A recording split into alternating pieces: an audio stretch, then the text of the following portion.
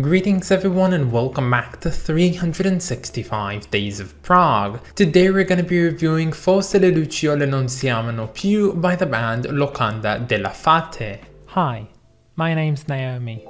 I'm an avid progressive rock fan, but I'm a long ways from knowing all the prog albums out there. But this year, I'm gonna give it a try.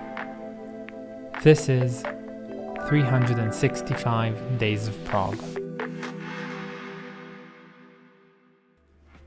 I never considered myself to be a person that knows how to pronounce Italian, but something tells me that with the names in this album in particular, I'm gonna do a finely, tremendously bad job, so please do excuse me, and if any of you want to give me an Italian lesson down in the comments, I always love my languages, so you're free to do so. Anyway, here's some of my favorite bits from this album.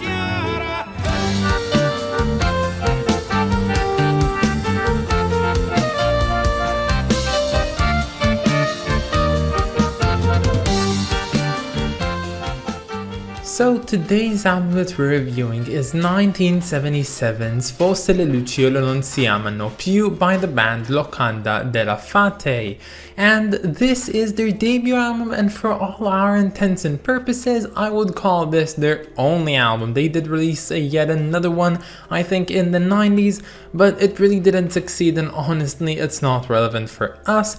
And just to get this one out of the way, the translation for this album's title is Maybe the Fireflies Don't Love Each Other. Now yesterday I actually had a chat with Scott Lade from the Prog Corner, and we're working together on a very big project, but I'm not gonna tell you what it's gonna be. But anyways, we talked to each other, and with many things that we did discuss about, I also told him that I was making a video about today's album, and I told him that I was struggling with writing a script for it because in its essence this album is a very good album. It features very good Italian prog, but other than that I didn't really find anything that special to talk about with this one. The only thing that was a point of interest with this one maybe was the fact that this one marked the end of the great Italian prog era. And after I told this to Scott, Scott answered me simply with something that went along the lines of, yeah, this is the final love letter for Italian prog. And in that moment, I knew what my video was going to be about. You see, by this point in the series, the list has been giving us plenty of Italian prog albums coming from different time areas, but mostly from the 70s. And while I've been enjoying most of them to a great extent, I have to admit the fact that if there's one thing that I didn't discuss about was the origins of this subgenre of prog known as rock progressivo Itatiano. Where did it come from? Why is it so popular, and why is it so distinct from all the other types of prog? Well, in this video I thought I should talk about that. So starting off, today if we think of the continent of Europe, we usually think of a place of prosperity and ideological freedom, and so do we think that about Italy as well. But you see, not a long while ago this was definitely not the case. In the aftermath of World War II, after Mussolini did the worst choice ever and decided to side with the Nazis, he led to the downfall of Italy as well. And Italy post-World War II was not a great place to live in. Definitely it was ruled by both the fascists and sort of by the Catholic Church as well, which made freedom of existence and thought and overall prosperity pretty much impossible for the nation of Italy. But alas, in the late 60s, Italy started passing a lot of laws that had to do with letting more opportunities to people who were so far doomed to unsuccessfulness. This had to do a lot with birth control, with women and their rights, and a lot of things that have to do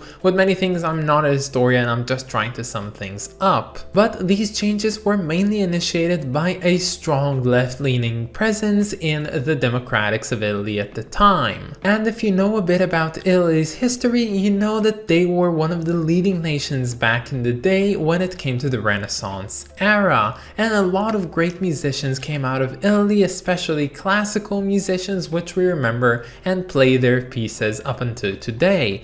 And this thing kind of didn't really change, and Italy always seemed to have some really fine musicians, and as it happens, these musicians back in the 60s created rock music, which was pretty much generic, but if there's one thing that was important is the fact that they were also pretty much left-leaning as well. And this combination of an ideological shift towards the left, as well as the materialization of progressive rock, which a lot of the rockers in Italy pretty much liked because of its similarities to classical music as well, made it so that a lot of new left-leaning artists that created progressive rock started emerging in Italy, which proved to be very much successful with the overall populace. And that's when we start seeing bands like, of course, PFM or Le Orme or even Banco del Mutuo Soccorso. And when it comes to actual sort of radicalism in ideological thought towards leftist ideologies, we have to also point out Area. And all of these bands created their own types of music, and simultaneously two occurrences started appearing. The first one, of course, being that Italy was a microcosmos, and thus the sound became very much quite distinct, of course taking a lot of influence from traditional Italian music as well, which made it very much a unique and quite exotic thing for the outside world.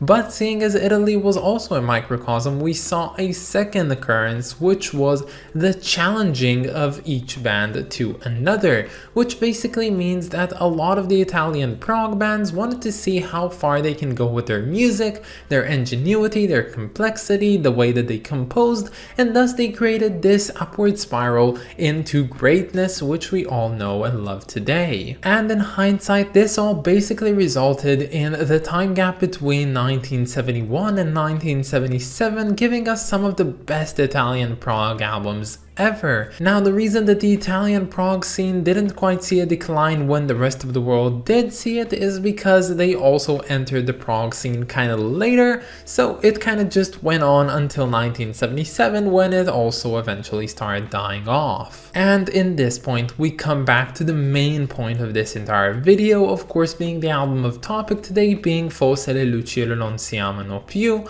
which is probably considered by many to be the greatest Italian prog album ever. And for my purposes with this video, it is also considered to be a goodbye kiss for this unique subgenre of prog. And why is it? Why do people think it?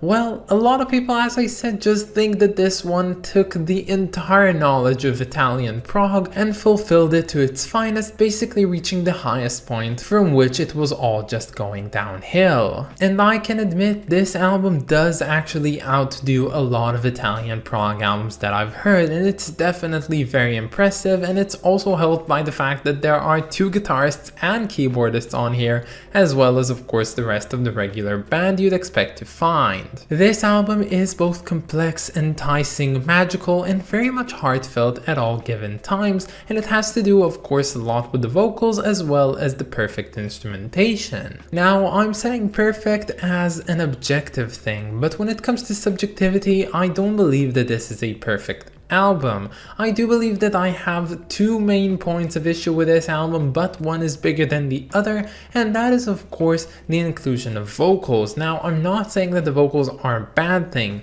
just this album opens up with a beautiful instrumental piece, and then with the second track it does include some vocals, and I'm fine with that, but it seemed to me as this album progressed it relied more and more on the vocal parts and thus lost some of its charm with the instrumentation, which to me seemed like a great miss. I am sure that there are some people who would consider this mere inclusion of vocals as it goes on a good thing, especially of course Italian speakers who actually know what they're speaking of.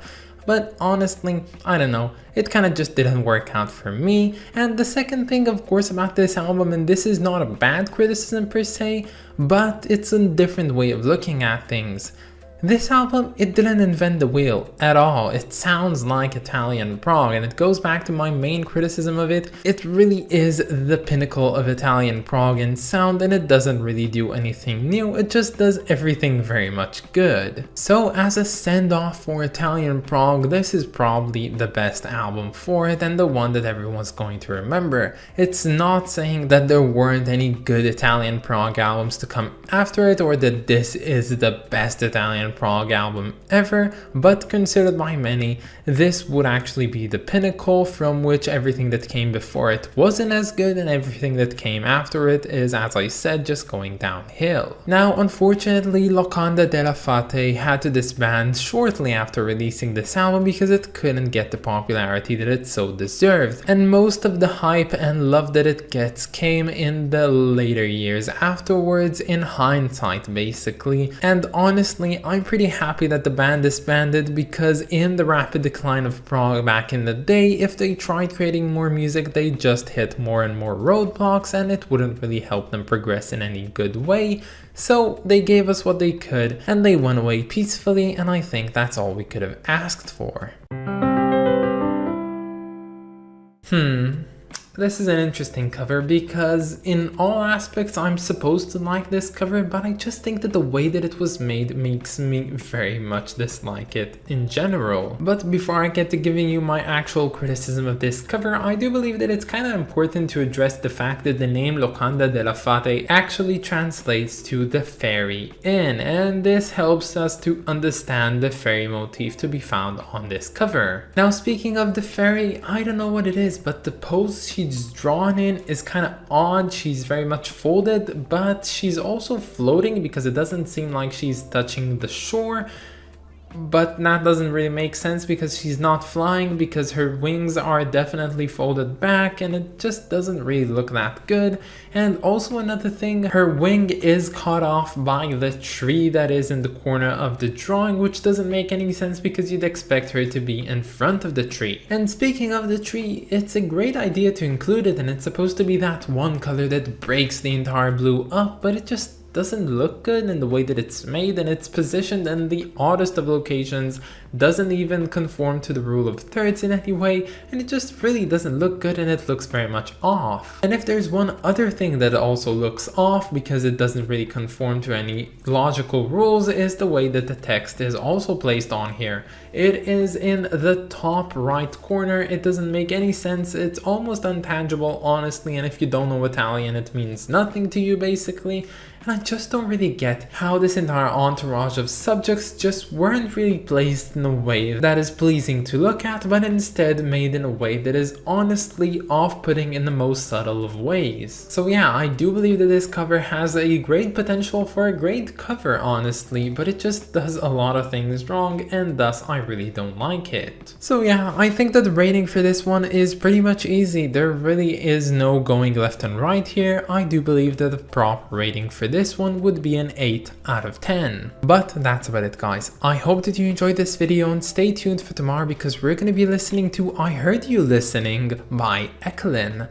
I of course want to thank my lovely supporters over on Patreon, so thank you so much to Clay Wan, Rist of Kings, and Lindsay Haycox. You guys are just the best, and if any of you want to support me over on Patreon, you can find the link down in the description or in my About page. But that's about it, guys. Have a wonderful day, and I'll catch you all tomorrow. Bye, guys.